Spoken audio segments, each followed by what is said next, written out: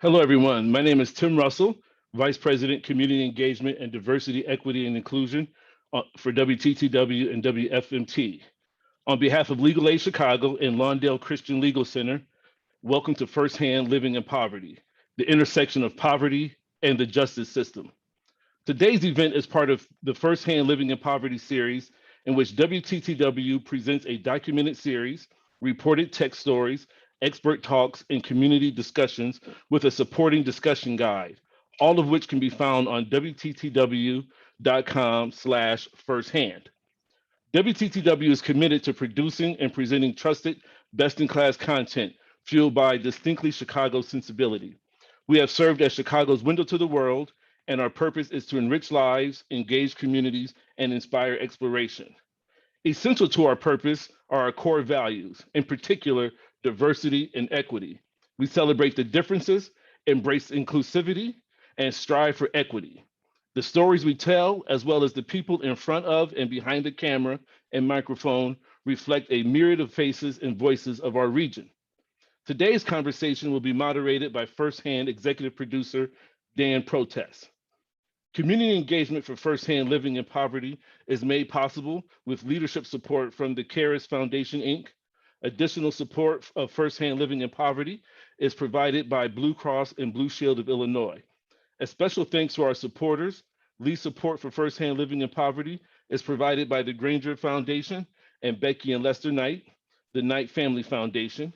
Major support is also provided by Jim and Kay Mabey, Randy and Carrie McMillan, Butler Family Foundation, Denny and Sandy Cummings, the Harry and Jeanette Weinberg Foundation, Lou Collins, Edwardson Family Foundation, Mark and Jeannie Malnati Family Foundation, Kristen Carlson Vogan and Sean Vogan, and the Duncan Family Foundation.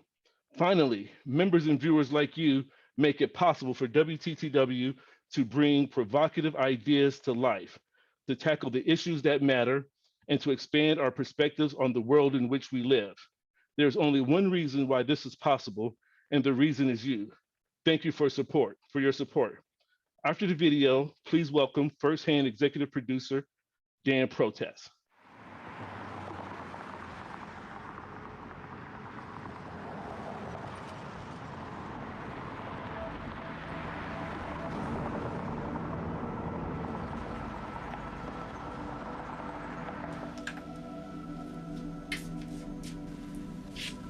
It's always a struggle when you get out of jail to start over again.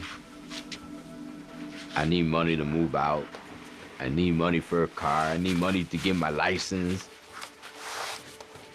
But I mean, if I look at it all like that, I get overwhelmed.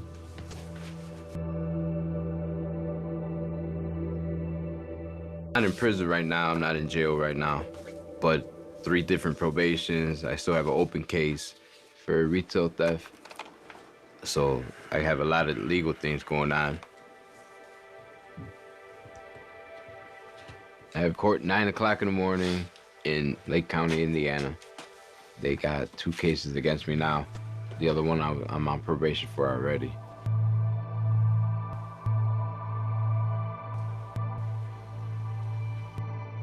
Hoping and praying that I get through all this and just live my life and go forward.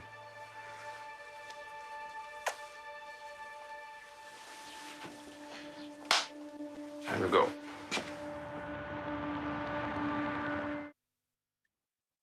Hello and welcome. I'm Dan Protess, Executive Producer of WTTW's series Firsthand Living in Poverty. And welcome now to all of our guests, Amy Campanelli, the Vice President of Restorative Justice for Lawndale Christian Legal Center and the former Cook County Public Defender, Regina Hernandez, Supervisory Attorney for Legal Aid Chicago, Melissa Staas, who is also a Supervisory Attorney for Legal Aid, and Andino Medina. You just saw him in that brief clip from our documentary series, Firsthand Living in Poverty, which you can watch at wttw.com/firsthand. Thanks everyone for being here. Andino, by the way, I see you are still muted. You might want to unmute yourself. And I want to start by getting at the ways in which the legal system is not set up to address the needs of people living in poverty. And in fact, the system is often responsible for keeping people in poverty. Andino, as we just saw, you've been in and out of prison. And we learned in your story that your legal issues have stemmed largely from your struggles with addiction. Tell us how you're doing now.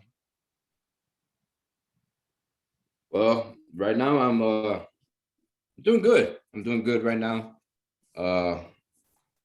You know, no drugs, no alcohol. That's, you know, I'm leaving that in the past. I'm working right now, which is good. And I'm trying just to move on with these legal issues. Still, I'm still on probation. I still report to two different counties for probation, and yeah, I mean, I'm doing what I have to do to move forward right now. And as you're working to get back on your feet, your criminal record has affected you in a few ways. It's especially been challenging for you to find housing. You told me you've been rejected by a bunch of landlords, and in fact, after you've paid application fees. But yeah. At first, I was looking for, you know, I got out of jail. I was in a halfway house, and then you don't get stay for so long. It was a 5 month program. I was there 6 months. They gave me an extra month, and I was looking for a place to stay. And you know, these application fees are, I think, ridiculous. You know, I mean, most of them were. It was like I had to pay, you know, anywhere from $30 to almost $100 to like $70 just for the application, just for them to tell me, no, you can't get the apartment, or whatever the case. Whatever they look at, you know, they look at your, I guess, your credit check and your history. And I used to tell them on the phone, well, I'll be honest with you, I have a criminal history, you know, and my credit history is not that great either, but I do have, you know, I was trying to show them I have a job, I could pay the rent. And I guess that none of that makes a difference. They still charge you the fee for whatever reason. And your driver's license is also suspended. And you were telling me you were paying $400 a week for Ubers to get to and from work, which since then you got a motorbike. And between that and how many trains and buses it's been a very long commute for you downtown. Yeah. Yeah. Cause I live way south on 87, and I work way up north on Irving Park. So it's hour and 40 something minutes, you know. I try not to do the Uber because I end up working just to pay Uber, you know. But sometimes it does, you know. So I got the motorbike, and that helps me out. Regina, many of your clients, like Andino, grapple with criminal records. What are some of the challenges they face as they try to get back on their feet? Pardon me? It was to me. You're good, Andino. So I think a lot of what Andino is saying is unfortunately something that I hear every single day from clients. There is this idea that exists, and this idea exists, I think, mostly to people who have never experienced the criminal legal system firsthand, that if convicted of a crime and sentenced, once you've completed your time, your punishment, your obligation to society, that you are released. In reality, once criminalized, most will continue to be criminalized and punished through the punitive maintenance of criminal records. And that's something that Andino is highlighting that he is experiencing as he's trying to find some of the most fundamental needs, including housing. And disproportionately, it has to be said that those who continue to face this endless cycle are our Black and Brown communities and those experiencing economic hardship. And it is being between a rock and a hard place that is very difficult to escape. And the system that exists for trying to get relief from this, trying to get relief from this past and your criminal records is confusing and difficult and can be incredibly challenging. And for a lot of my clients who have to end up going to court for these matters, it feels like they're being tried again. And what are the laws in place to protect people with criminal records? For instance, in getting housing, you told me that they're not supposed to consider convictions that are more than 3 years old, and they're not supposed to consider non-convictions at all, but landlords, that's in theory, landlords don't always follow the law. The law is one thing, implementation is a very different thing. And the reality is that adult records, once you turn 18 and these records become adults, they are open and accessible to the public, which means that even if there are laws that landlords, employers, etc., are supposed to follow that are afforded protections about what can be considered, what can be used against you, the reality is if a landlord is doing a general background check, especially through a third-party site, which makes a lot of money off of people with criminal records and making that data easily available in this consolidated package, they can consider whatever they want. And if they've been through this before and they're smart, they'll say, oh, we just went another way. If they don't say, I am considering this conviction that occurred, 10 years ago, or I'm looking at your entire record and criminalizing you and considering arrests where you were never convicted, you just seem like a bad guy. That's the reality of what people face if they have a criminal record. So the reality is very different than what the law actually affords us in terms of protections. Melissa, let's turn to you. Some of your work is with survivors of domestic violence working to get orders of protection. And you say that your clients often end up staying with their abusers because they can't find affordable housing. Is that right? That's certainly a circumstance that we see on a regular basis. We have a client right now who, well, to be clear, one of the remedies under the Illinois Domestic Violence Act is that a judge can order that the petitioner has the exclusive right to possess the shared residence. But what in reality, the vast majority of petitioners are self-represented when they initially file the petition and get their emergency order of protection. And so it makes it less likely that they're going to be aware that that remedy is available to them, or that they'll be able to make the necessary argument to the judge as to why the judge should grant that remedy. And then it makes it, so we have a case where a client was granted an emergency order of protection, but she was not granted exclusive possession. She's been continuing to live with the respondent, who she says has abused her and their young child. And it's a bit of a pressure cooker. She doesn't know when the shoe is going to drop, and it puts us in a difficult position in terms of figuring out how to navigate her order of protection case. And I also see circumstances all the time where maybe there's been a separation, the order of protection has been granted, but the victim survivor has to continue having contact with the perpetrator of the abuse for financial circumstances. So it seems like what I'm trying to get at here is that the system just generally does not seem equipped to deal with some of the underlying issues of poverty. Should that be the role, in this case, of the judge? Should the judge be responsible for letting the survivor know that, hey, you under the law are able to stay in your home? And should that even be the role of courts? Well, I think it's the role of courts to understand how poverty impacts the litigants that are appearing before them, and to have that as part of the frame of reference when they're evaluating the legal issues that are being brought to the bench, that if there are financial constraints, that's going to limit the options that the litigants have, and it's going to limit the remedies that they're able to pursue. And it might also, you know, a lot of these issues or available remedies aren't intuitive, and people who are representing themselves aren't going to know. Amy, is the legal system failing people, people like Melissa's clients and people like Andino? Absolutely. You know, there are about 1,200 laws at the last report I read that, quite frankly, are barriers to employment, housing, based on someone's record, right? Which is what Andino was talking about. He was talking about moving on.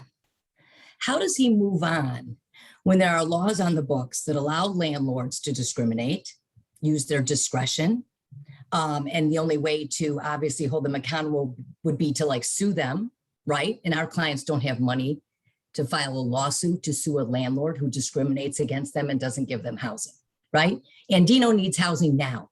He doesn't need it yesterday. He can't survive in life without food, without housing, and without his basic needs, healthcare, whatever that is.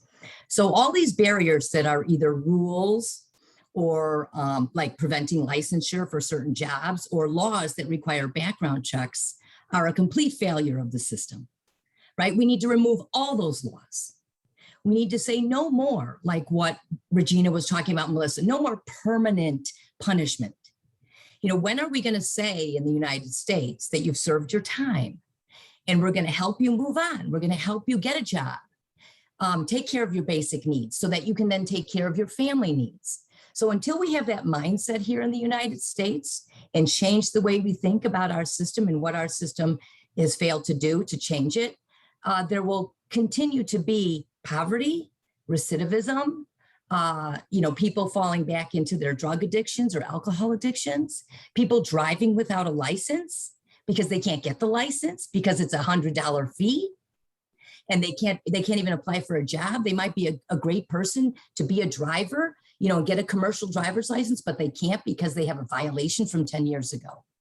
I have seen so many clients over the years, I've been doing this 34 years, who have recidivated, whether it means catching another case or falling back into addiction or falling into depression, and their mental health preventing them from getting a job or whatever, because they can't get back into a productive life. We set people up for failure. And quite frankly, Dan, when you talked about the judge, it is the judge's responsibility. These are human beings who go before a judge every day. This is not a case. This is a human being. And until we start talking about human beings in court and not a case in court, we'll never change the system. These are people who have real needs. And when you come home from prison or off probation, or even while you're on probation, you should have your basic needs met and a living wage job, right? And I'll say one last thing, when you're a convicted felon, and we won't even get into arrests because, you know, just like we said, people are doing background checks and seeing arrests and not giving you housing and not giving you jobs just based on an arrest. You haven't even been convicted. And they get these lists of people, and it's just horrible that that's out there in the public. But if you're a convicted felon, many times all you can get is a low-paying job. How are you going to survive on a low-paying job and take care of your needs, the needs that Andino has? You can't. So you seem to be suggesting that it's the job of a judge, and I guess lawyers as well, to address some of people's underlying challenges, to recognize that beneath this case, there's a human being who has an addiction problem or a housing problem. But I can hear judges and lawyers out there saying, we're not social workers. That's not what we've been hired to do. You know what? They're wrong. I'm sorry. They're 100% wrong. I'm not telling them they're a social worker.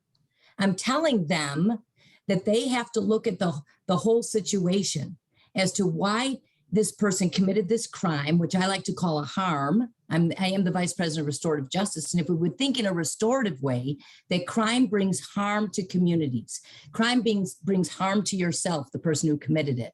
And we need to repair that harm. In order to repair the harm of crime, you must look at the situation that brought you into the crime. You must look at your surrounding environment, whether you're in poverty, whether you have an addiction, whether you have a mental health issue, whether you are so without means, right? You can't even get the bus to meet your probation officer, and then your probation is violated. A judge should understand that.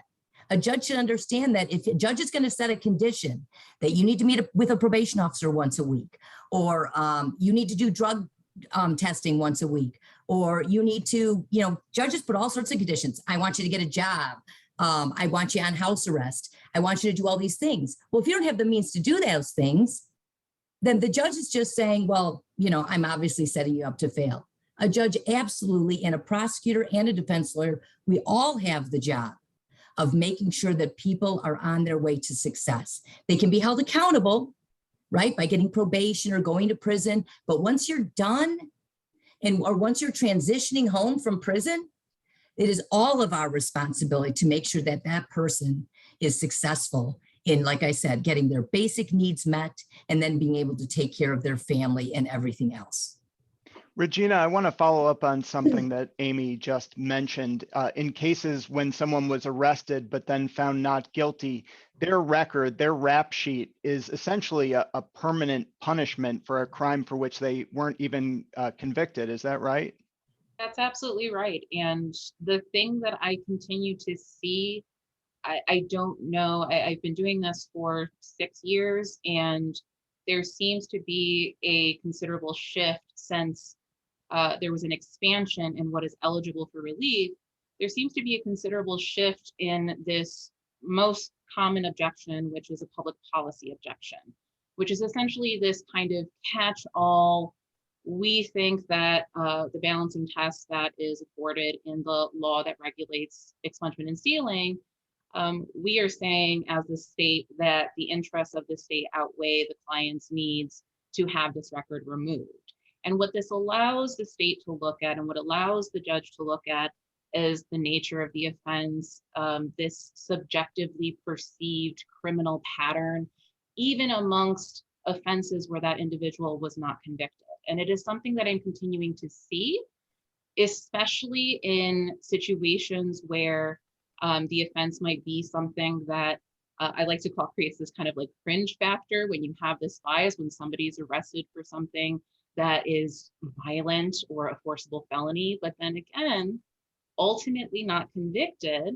I have seen it happen where the state will read the police report into the record for something that this person was not actually tried and convicted for, and use it as a reason to suggest that this person is criminal and that the maintenance of these records should be kept, and that the public has an interest in seeing this perceived criminality for something that this person did not do or the state declined to prosecute for. And then this continues to get used against these individuals like a sentence. It is so blatantly punitive. Anybody who sits in one of these objection hearings will continue to see that logic over and over again, and really understand that we are not exaggerating when we say these are permanent punishments. So, and what does this mean then for someone who lives in a community with a heavy police presence where they're more likely to be arrested, perhaps not convicted, but arrested? This permanent punishment must be hard to avoid. It is near impossible to avoid. And I can't tell you, the clients that I serve, you see this pattern of communities that they come from. You see a pattern in terms of age. You see a pattern in terms of race. You see this history and this relationship with law enforcement that is a story, and that shows that those first interactions with law enforcement, especially when the odds are stacked against you, just purely statistically speaking, if you're in a community that is policed so heavily, that you are likely to be arrested for something. And I have to stress that arrest for some things that people might not consider particularly serious. I've seen jumping a turnstile, disorderly conduct, mob action for 12-year-olds if they're just hanging out on the streets. Mhm. All sorts of offenses that get placed against individuals and put a target on their back. And especially with young clients, because we handle a substantial number of juvenile records as well, you see that story take place and those first interactions where that individual, that child, feels like they are immediately labeled as a troublemaker. And this is not even talking about the gang database, which is its own separate animal, but it is just this perceived pattern, and law enforcement immediately has access to these arrest records. And again, if you are arrested, a criminal record is created that does not go away automatically. And that is something that I think a lot of people fail to recognize. Andino, I see you nodding your head. Do you remember your initial arrests when you were a young man? Were they for minor offenses? Yes, they were for minor offenses. I was shaking my head because my last case, you know, I was 43 old, and they went back to when I was 18 years old. They just kept reading and reading and reading, you know, my background to where the judge was just like, you know, he put up his hand. He was like, okay, that's enough. You know, I was like, wow, why you have to go back to when I was 17? I mean, that was ages ago, you know, why are you going back? I didn't understand it, but yeah, that's why I was shaking my head, because it happens.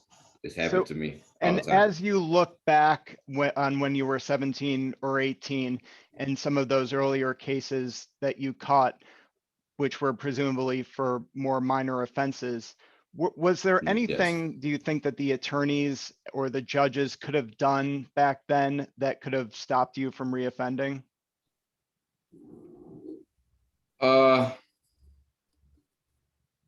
Yeah, they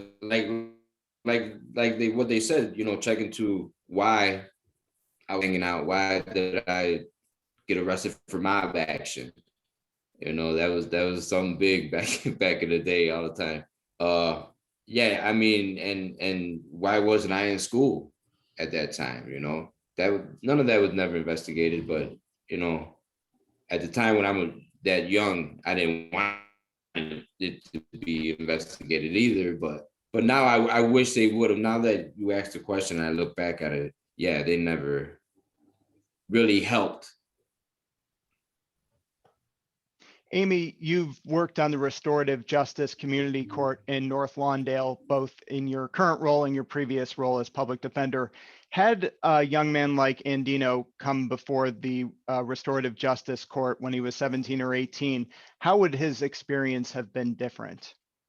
It would have been completely different. First of all, we don't give out any convictions in Restorative Justice Community Court.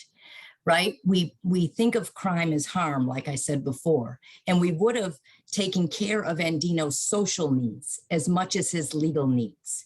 He would have been held accountable for whatever crime he would have committed.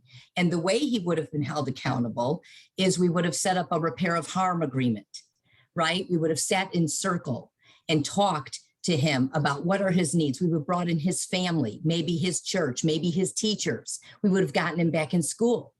The judge would sit with him and talk to him about what his needs are. The judge would care about why he's getting in trouble, why he's hanging out on the corner, why he's maybe carrying a gun. I'm not saying you did, Andy. I'm just giving, examples. We had a young man recently who was charged with a gun offense, right?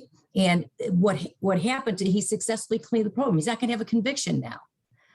And because he did what was asked of him in this contract. He entered into a contract. He said, okay, I'm going to do these things. I'm going to get on the right path. He did his counseling, he did community service, and now he doesn't have a conviction, right? That's what needs to be done in courts these days. We need to have court in community. Community needs to be part of the court system, because right now courts are led by lawyers, right? And that's not right. Really, courts shouldn't be led by lawyers. Who comes to court? Who's the effect on?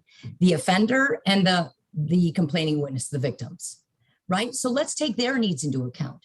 And what restorative justice does, like we have a case right now, it's a robbery case where there is a person who was robbed, right? But our client is going to be in restorative justice, and they're going to sit in circle with this person. And our client is going to understand the harm that they have committed by committing this crime. And the victim is going to get restitution. And the victim is going to understand why our client is committing the crime. You know, there's a lot of people out there who are victims of crimes who want to know why. That answer, quite frankly, very rarely is answered in our traditional legal system, right? It's just punishment, punishment. Send them away to prison. That doesn't give the victim any relief. It's just sheer retribution. It's not rehabilitation. And doesn't this signal to offenders that, you know, I can just reoffend because if I offend, I'm just going to sit in a circle and hold hands and I'm not going to have a conviction on my record? No, it doesn't at all, because the repair of harm agreement is for a certain period of time. And what you're doing is you're helping that person, right, become a productive member of society. You're giving that person options to choose something else besides crime, right? Getting them back in school, giving them hope, especially our young people, right? Having them think about a career, having them start, you know, amassing some employment so they can eventually get out of debt if they have debt, or actually get a good credit score, right? It all ties together. You know, young people want to own cars. They want to start businesses. You know, whether they made a mistake once or twice, they still want those things. They dream of those things, but we don't allow them to have those things because we have permanent punishments of criminal records. Let's have another look now at Andino's story. In this clip, we learn that he's out of prison and hoping to regain custody of his daughter. And a reminder again that you can watch his story at WTTW.com/firsthand. Hey, Eva, you wanna go outside? Let's go outside. Yes, let's go. Let's go see the flowers. Elmo's World. Today I'm going to visit my sister Irene because she has custody of my daughter Eva. Is that a dinosaur? I could visit 6 hours a week. Dinosaur. It could be split up 2 or 3 days a week, but it is a total of 6 hours a week. That's my baby. Give me your hand. This one.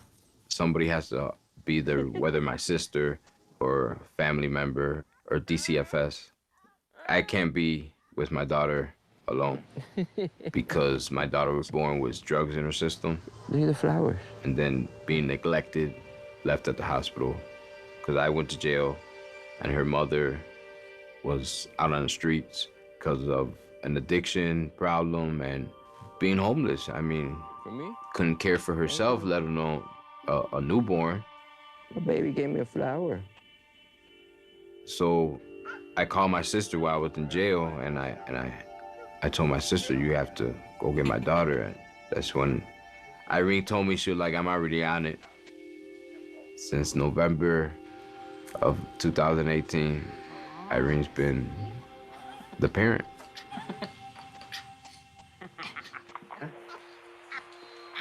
You're so big. Look at you, so big. You're so big. Ready?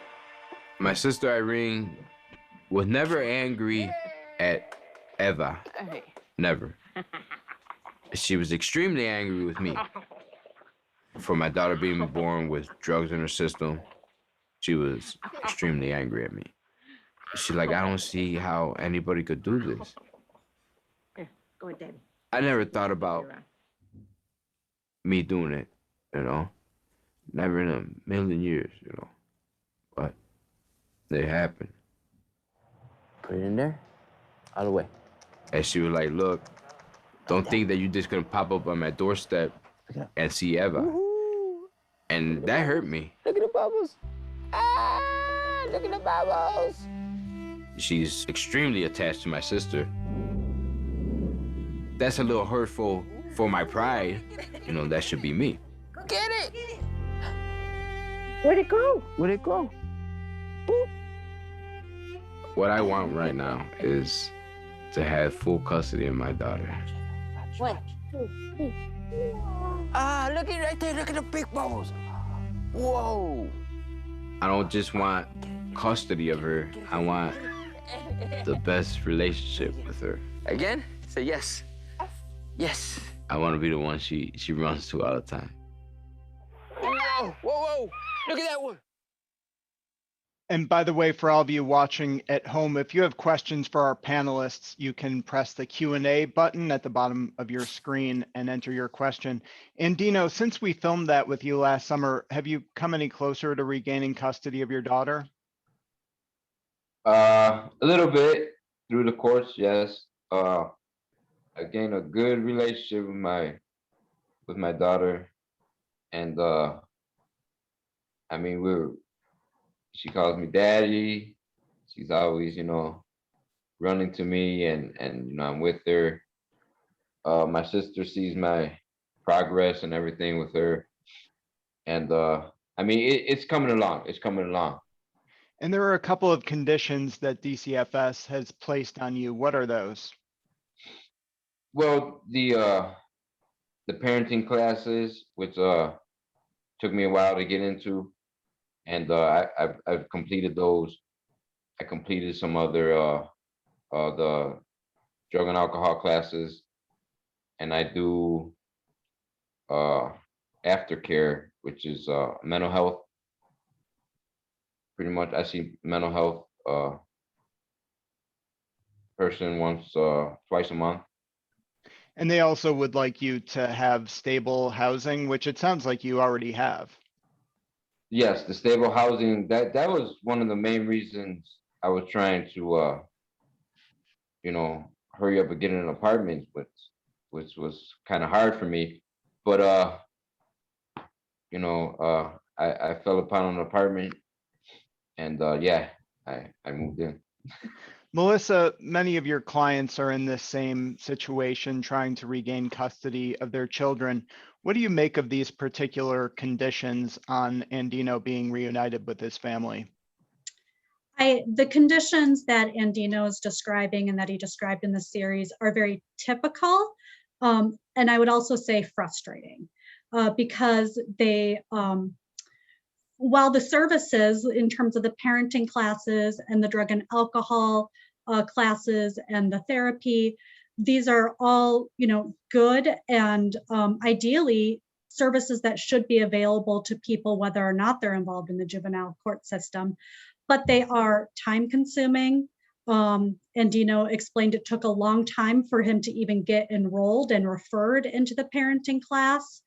The parenting class he was enrolled in, I think, is a 16-week program. So then that's another 4 months. And I think that the system doesn't do a good job of walking and chewing gum at the same time. Let's continue to give these services to parents and make them available and support the parents. But if the safety concerns have been addressed, let's return the kids to the parents so that this family can begin to heal, can begin to repair these bonds. This is lost time for Andino's daughter. And absent real identifiable safety concerns that are not based just on speculation, but based on actual evidence and actual conditions that exist for the family, children should be raised by the people who love them the most. Kids should be raised by their parents unless there's a real safety issue at play. And it seems like with his housing, there's a bit of a cycle here where he can't get housing because of his criminal record and because housing is expensive, but DCFS won't reunite him with his family unless he gets the housing. It sounds to me like his financial situation is kind of a strike against him. Absolutely. And that's incredibly troubling because there is a federal consent decree called Norman versus Souter, which is supposed to protect families who are experiencing poverty from this very kind of discrimination and unfair separation or unwarranted separation. DCFS does have an obligation under this consent decree to be providing real supports for people and finding housing if housing is being identified as a barrier to reunification. And I don't know if this was requested in Andino's case, but Norman services can include the first month's rent and the security deposit, but it doesn't cover applications. It doesn't help people navigate the housing crisis in terms of getting rejected for a criminal background or a credit issue. So it doesn't really help people find housing. And plus, people have to then, in order to qualify for these Norman services, they have to be able to show that they're going to be able to continue paying rent on a regular basis and it's going to be sustainable. And while in theory that condition seems reasonable, it also reveals that the Norman services are a Band-Aid trying to cover a gaping wound of a housing crisis, which is then perpetuating the separation of kids from their parents without any real ideas or solutions about how to close that gap for families. Regina, you mentioned that it's been more and more difficult to get records relief for your clients, to get their criminal records expunged and sealed. Why is that becoming harder? The resistance you're meeting is from the state's attorney's office, is that right? So as long as on our end as the attorneys is we do our job rights at the beginning, eligibility determination is one of the key factors that we just have to make sure that we're doing correctly and that we're really doing as accurately as possible, which those are the only things that the notified parties in terms of law enforcement, the arresting authority, and the Illinois State Police, those are really the only things that they object to.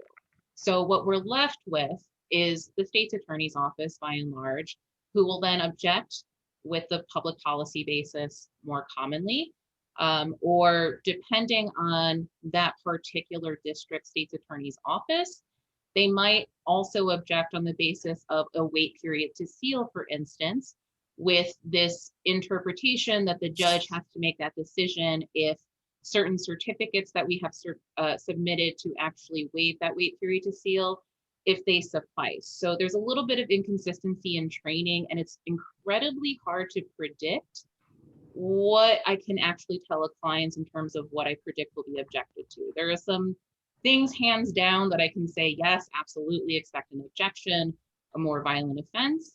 But with these perceived patterns that I mentioned earlier in terms of how that particular reviewer of those petitions for relief are viewing this person's criminal record, such as, well, how long ago was that person arrested?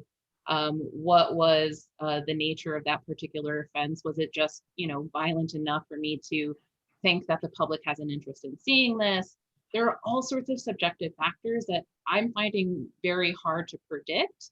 And I've seen very violent offenses sealed with no objection, but I've also seen one property offense conviction that is the only conviction on somebody's record get denied.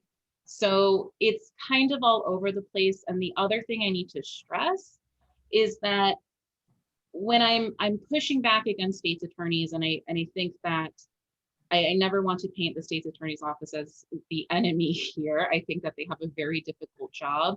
And I think that the training dedicated to actually handling these court calls for expungement and sealing, which is an overwhelmingly high volume caseload, I think that they're often just kind of placed into it, and a lot of times are objecting based on outdated training materials or this belief that this is what they should kind of play it safe with and object to. And when they object, the thing that really frustrates me is it automatically tips the scales against my clients, because the judge takes a closer look. They trust that there's something more concerning to actually observe, and the fight then just gets a little harder.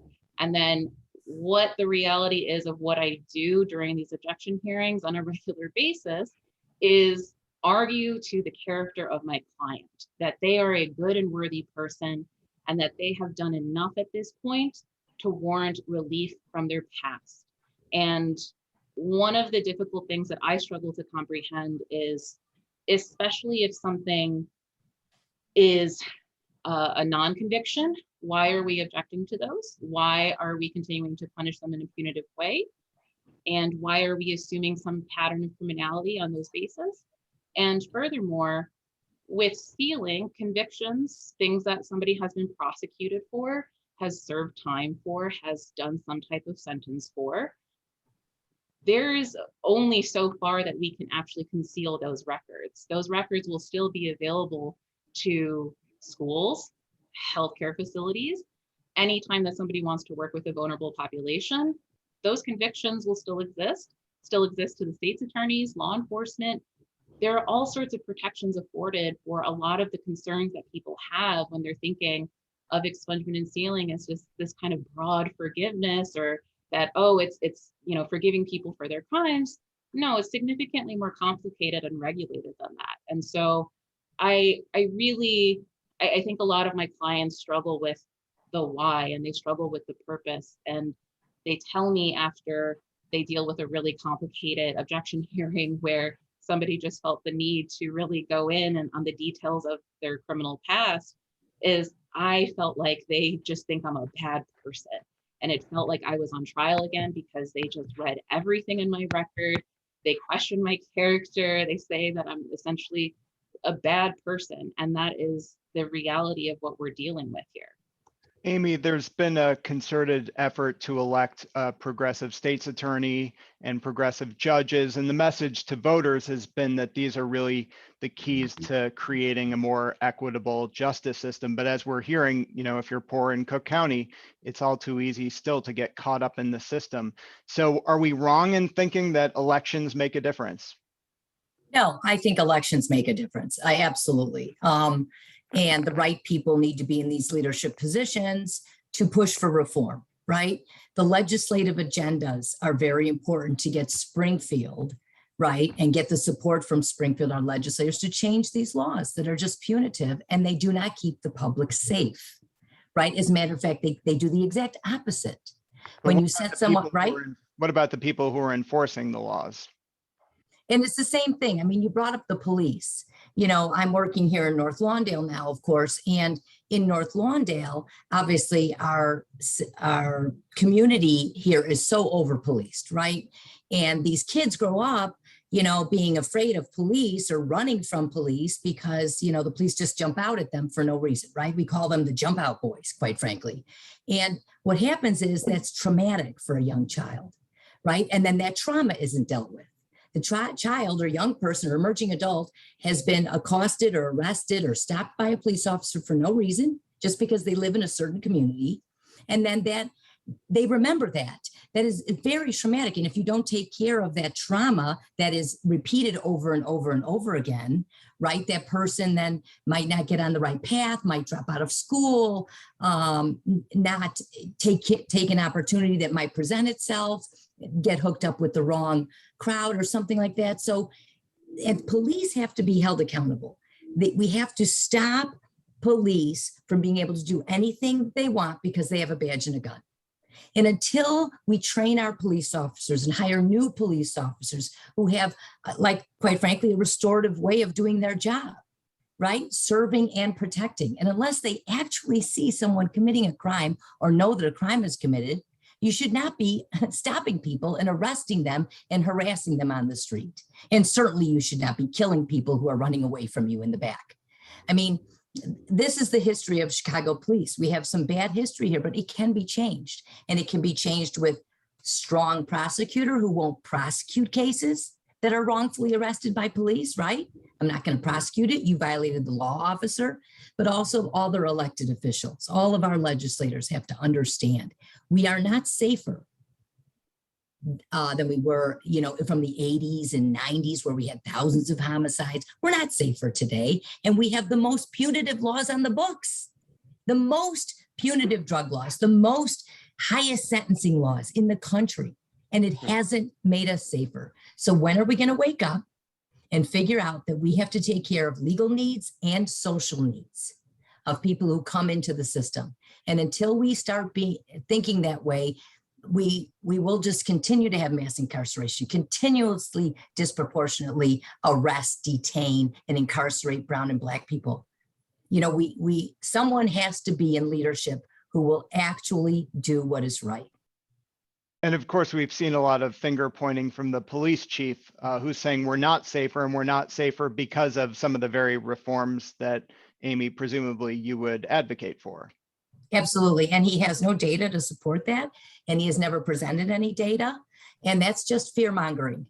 He's just putting the fear in the community. There is no data to support that the people who are being released pre-trial, they have not been convicted, are causing harm to the communities. As a matter of fact, the data shows the exact opposite. These folks are, and the chief judge has all this data, they are coming back to court.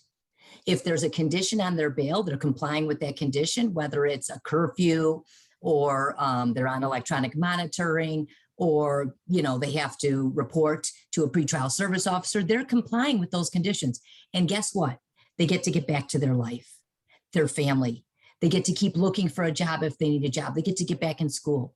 But as long as we have these permanent punishments that stop people from getting loans for academic institutions, stop them from, getting a credit card, making an investment, why do we think that people who have made a bad choice shouldn't have those rights too?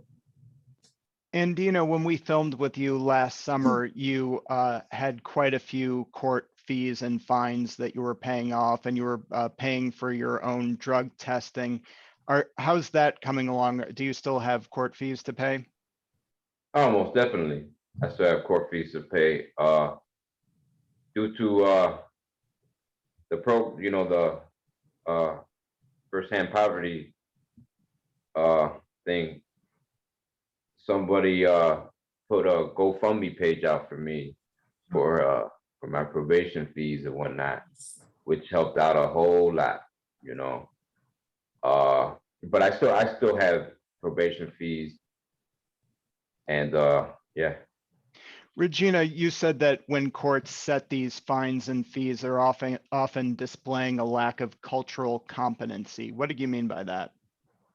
I mean that there continues to be a huge disconnect between the defendants, our clients, and the court system at large. When I have homeless clients and a judge asks me, why isn't your client in court? And I have to go through a thorough explanation of all the reasons why they couldn't take a bus and come to the Zoom room at 26 and Cal because I don't know where they currently are. It shows just a lack of that kind of understanding of where our clients, where our people, where our communities actually are.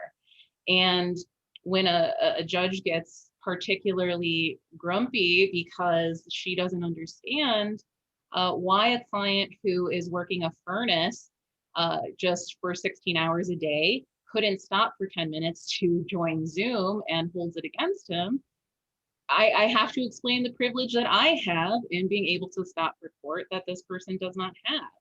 And then there's that further consideration when it comes just to the finances, how hard it is and how much even $10 can be, how much the bus fare could be to just get to court.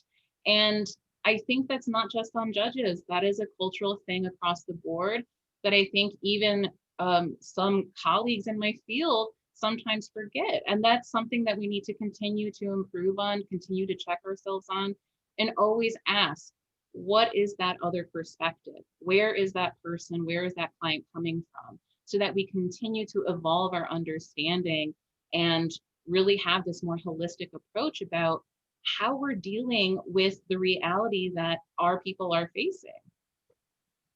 Well, we have so many good questions from the audience. I wish we had time for all of them. Melissa, someone wants to know, how do we educate judges and prosecutors about some of these structural barriers to people emerging from poverty?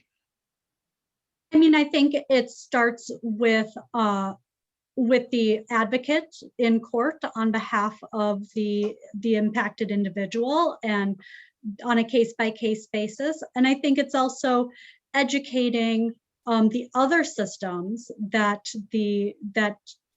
people in the community are coming into contact with. It's very clear that the child welfare system, which is my area of specialty, is racist. And there's a question about where does that racism start? And it does start with mandated reporting. And so, for example, mandated reporters are in hospitals, they're in schools, they're in law enforcement. So it's about educating those systems as well. And then it's appellate advocacy, laying a good foundation in the trial court so that if the judge gets it wrong, there's a basis to appeal and raise those arguments again with the appellate court. And then also I would say the Administrative Office of the Illinois Courts do judicial education. So partnering with the AOIC on how to provide training training elements or continuing education programs for the judiciary. Another interesting question, have any of you on the panel seen judges or courts requiring employment when the criminal record is the thing that's holding them back from getting a job? Yes, I have encountered a number of related issues where my clients keep asking me what and when will be good enough, because there is this goalpost that seems to continue to move where sometimes the reality is coming to me for expungement and sealing is the first positive step that this person is taking to start to address those barriers, to start to address their circumstances, while others have been very fortunate to access some resources like legal aid, but like other community organizations that help with reentry, and have been able to get assistance into getting their foot in the door for a job, to find temporary housing, to find just kind of temporary situations that would really work to their favor. But judges, as they're making these decisions, especially when we're talking about those public policy reasons that they're considering, I have heard both sides of the coin here, where it's, oh, this person, is still really young, they haven't accomplished that much. And I push back and say, well, this person is young, they're 24, and I think it's amazing that they're trying to start now and have enrolled in school and done a bunch of things that others have not been as fortunate to do, to try to move away from this immediately. And for others, they have continued to try, Your Honor, and every time that they apply for housing, every time that they have tried to apply for a job, they continue to get denied, and they have tried for years. And it depends on the day, it depends on the judge, and it depends on the circumstances that we can provide. So I have absolutely seen that factor in. I have also seen it factor in the level of education that somebody receives, where we've provided a career certificate, which is a way to waive a wait period to seal. And a judge has said, well, if this had maybe been like a bachelor's degree or an associate's degree, I think this would be better. And we have to remind that judge, well, that is not easily accessible to everybody. And so it does happen on a pretty regular basis, unfortunately.